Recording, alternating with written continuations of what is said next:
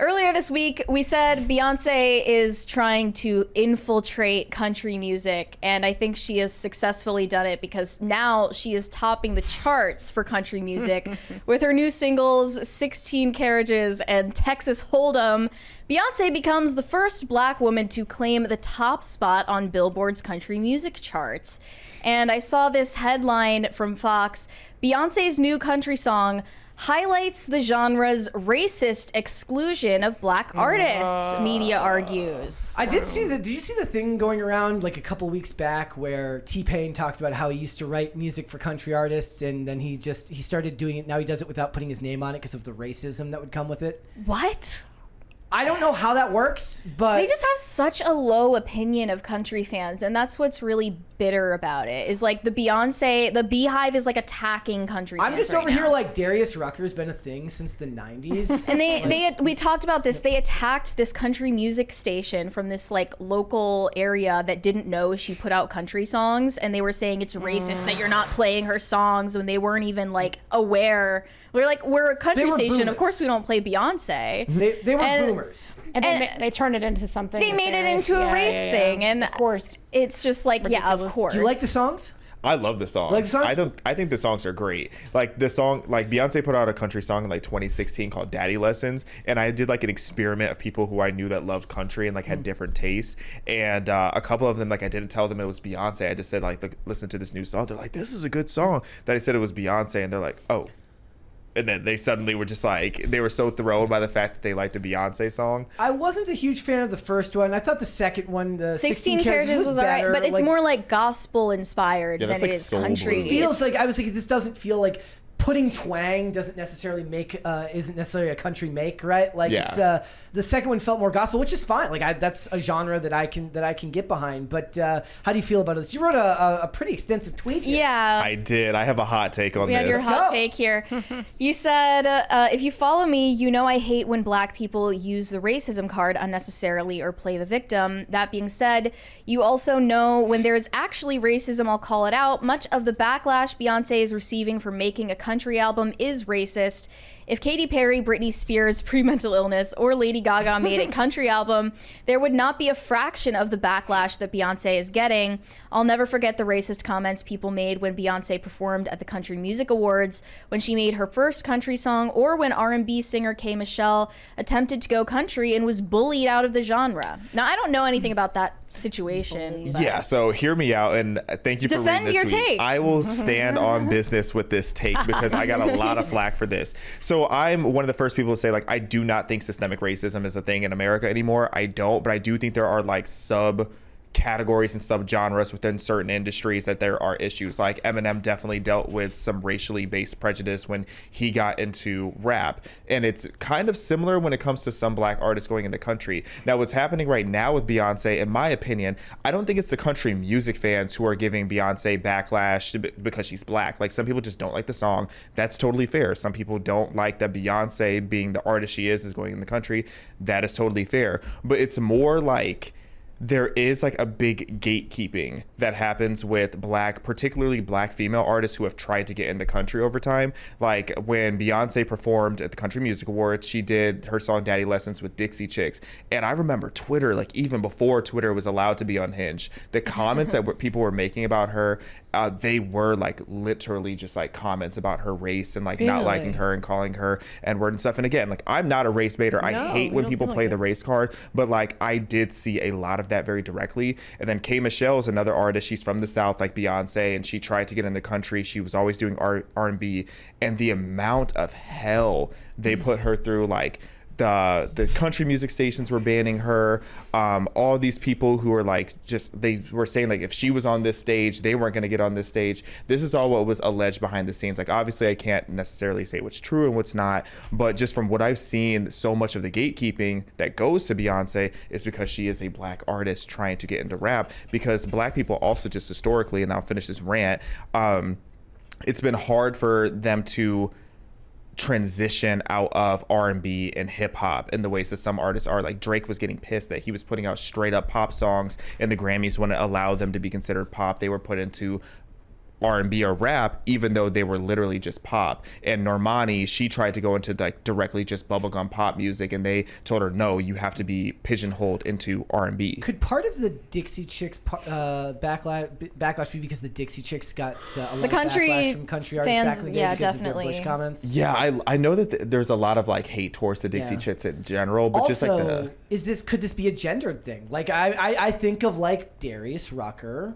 right, who's a country artist. There's more than a couple, right, who would be considered country artists that are black and male, and doesn't seem like, because he just did traditional, rock music with Hootie and the Blowfish back in the 90s before transitioning to country music, and he's very well liked within that industry. And I think a lot of it, perhaps race plays a part of it, but also there is a large pushback against the idea of pop country. I don't think that's like a lot of people look at artists like Sam Hunt and they say this isn't country, this is just pop music with a twang, and they feel like more and more people are encroaching in on something that they love and watering it down and making it something there isn't. But the lowest IQ people tend to be the ones that get the most attention online because they'll post the vile comments. But I think that maybe the core of the problem is that people feel like somebody who started off in another genre is just, they're basically a dabbler, right? They're just passing through to do it because it's in right now, rather than because they actually feel like they care about it.